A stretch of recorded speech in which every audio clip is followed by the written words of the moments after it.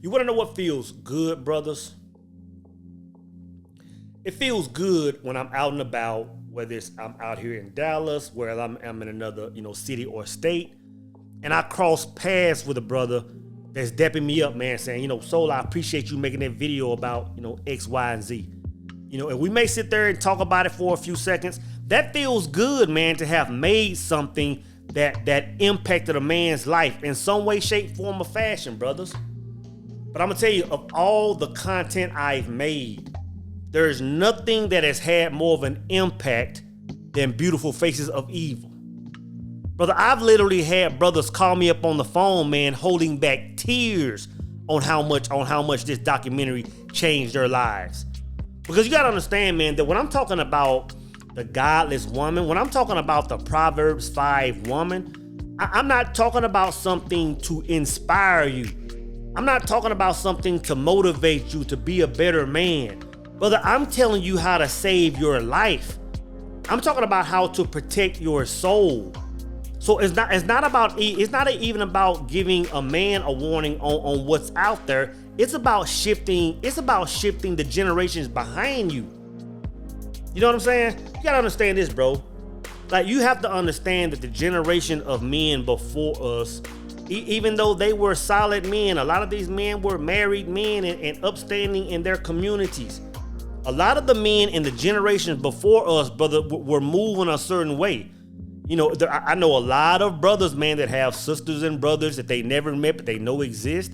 I know a lot of men that had, pretty much had second lives with other families and kids overseas. Men were just moving a lot different. So they weren't really in position to warn us about our greatest threats, man, which is the godless woman. And the reason I think that me sharing, my true life events, my true story with brothers has had an impact is because not only can I read this in the Bible, not only can I just go to Proverbs 5 and says, this woman will take you to death. This woman is bad news pretty much. Brother, I've seen this. Brother, I lost my own father behind a Proverbs 5 woman because he chose to move a certain route. Not only did I see it firsthand, brother, I felt like my soul, my life was steps away from death, traveling the same path that he had traveled. So when I clear my mind of that and come out of that and tell brothers my story, I'm telling everything from a first-hand count, brothers. But of all the things I've talked about, man, if you hear nothing else that I say, pay attention to when I'm talking about the Proverbs 5 woman. What I'm going to share with you, brothers, is just an excerpt from the documentary Beautiful Faces of Evil. And if you feel led to watch the whole thing, brother, I say watch the whole thing. There are several brothers, man, that say, I wish every man on the planet could see this. So, brothers, the godless woman.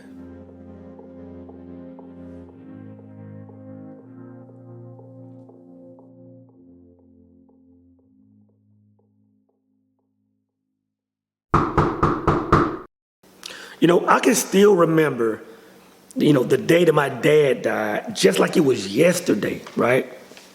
I just turned 13. I was in the 8th grade, and it was about 10 o'clock at night, give or take, right? And what I remember is everybody was asleep. My mom was in the bed asleep. I was in my room sleep. My sister was home from college. She was in her room sleep. And we got this knock at the door, right? And I could hear down the hall what was going on. My mom answered the door, and it was the police. The guy announced himself as the police, and I'm just kind of listening in. And what threw me for a loop is the first thing they were asking about is my sister. They were just asking questions about my sister, like, is your daughter's name this? Does your daughter attend this college? And in my mind, I'm thinking, oh man, like my sister, she done messed up. She done did something crazy, right? And then the conversation swapped, right? They said, okay, well, ma'am, do you know, a man by this name? And they said my dad's name. And they said, well, ma'am, he's been in an auto accident. And by this time, I'm getting up and I'm putting my clothes on, because I knew something wasn't right. And by the time I opened my door to get ready to walk down the hall, she was saying, well, was he all right? And they were saying, no, he didn't make it. Is there anybody you can call? I mean, all I can remember is my mom breaking down, man. I'm talking about breaking down.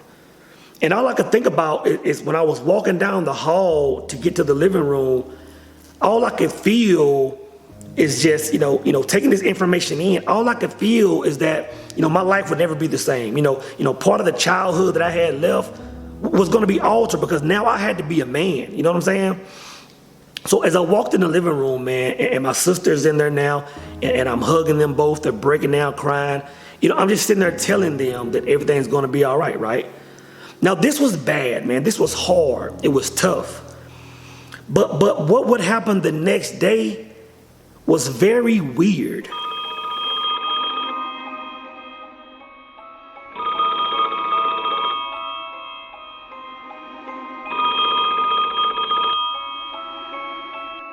So I'm laying in my bed the following morning, a small crowd is there, friends, family, next door neighbors are all over there. And I'm just laying on my bed in my room by myself, and the phone is ringing, right? And I get up and I answer the phone and I say, hello. And no one is saying nothing, but if I listen real close, I can hear a lady like crying, right? So I says, hello, and all she said was, I'm sorry. So I said, can I ask who's speaking? And then she said, it's my fault. She says, your dad was here last night. And by that time, I remember my sister walking in, and I'm shocked. I'm 13, but I'm old enough to understand what she's saying. You know what I'm saying? And I hand my sister the phone, and my sister had a few words exchanged with her, and she hung up, right? And I can remember just looking at my sister, and we didn't say a word, man. And we just had this vibe, like this is something that we're going to the grave with. Like this just didn't happen, right? Because you have to understand, man, at 13 years old, less than 24 hours, after, before, less than 24 hours of my dad passing away, I'm getting this call and I'm hearing this information. Man, you have no idea of what kind of emotions were stirring up in me, man. I'm sad, I'm down, I'm angry, I'm confused. You know what I'm saying? And all I could think about, I was like, well, man, well, why would he do that? I'm like, what was that about, right? And then I was thinking about my mom. I was like, maybe my mom isn't perfect, but I know she's solid, She goes to work every day, she's getting that bag, she's cooking every day. And I know there were several nights in my youth, man, that I heard my mom up 2, 3 in the morning, helping my dad on his life mission, right? So I was just confused. And then, I just kept pondering on it. I was like, why did she call? Like, what is it that she really wanted? And ultimately I asked, who was this strange woman? Now, the fans of The Matrix may refer to her as the lady in the red dress, right? While some churchgoers may know her as Jezebel. But for me, I simply call her the godless woman.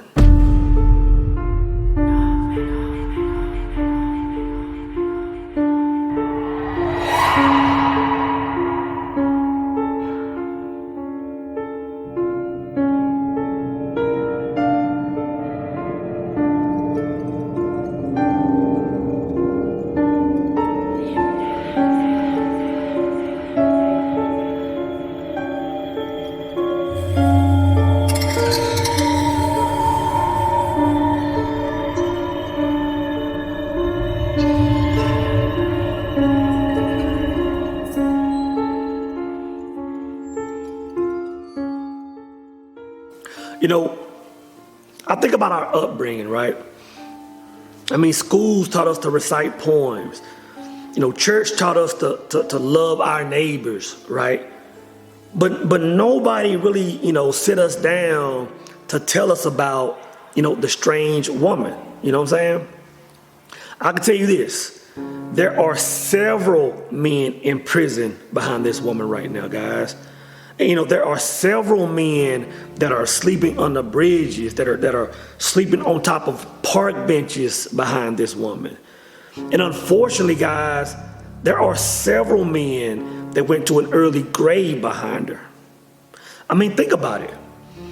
Think about the men of the book, right? Think about Samson, who was said to be one of the strongest men to ever live, right? And Delilah brought him down. Think about King Solomon. He was said to be one of the wisest men to ever walk the planet, right? And just him getting, over involved with so many women, is what brought him down, right? And then I think about David. David was said to be a man after God's own heart. And after he got mixed up with Bathsheba, again, it was part of his downfall. So what I think about, guys, I think, even though these are symbols of greatness of the good book, I say that same essence still runs through our veins, right? And then I say, well, if this is true, then what does that mean?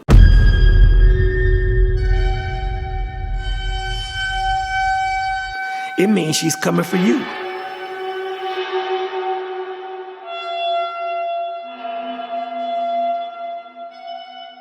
Now, I'll give y'all a heads up, right? There are only really 3 ways a man can fall victim to the strange woman. 1, he lacks discipline. These are the brothers that have no control over their sexual desires. 2, the brothers that have, the ego issues. Any brother that's kind of, overfeeling himself, but his days are numbered. And then 3, the man that falls victim is the man that can't resist the woo of a woman. See, you have to understand something, brothers. Many of us feel that we are so sharp that a woman of this nature couldn't dare touch us. But see, she's not coming at you with horns up, walking hand in hand with the devil as one may think. Nah, when it comes to the strange woman, there is no greater master of disguise. Le Chameleon, the chameleon. While she still may show signs of her red dress ways to those that observe closely, trust me, the strange woman will have studied your way of life completely and adapted to your environment. See, she'll know about your friends, your family, the pros and cons of your ex relationship, and will most definitely be familiar with the path that you walk.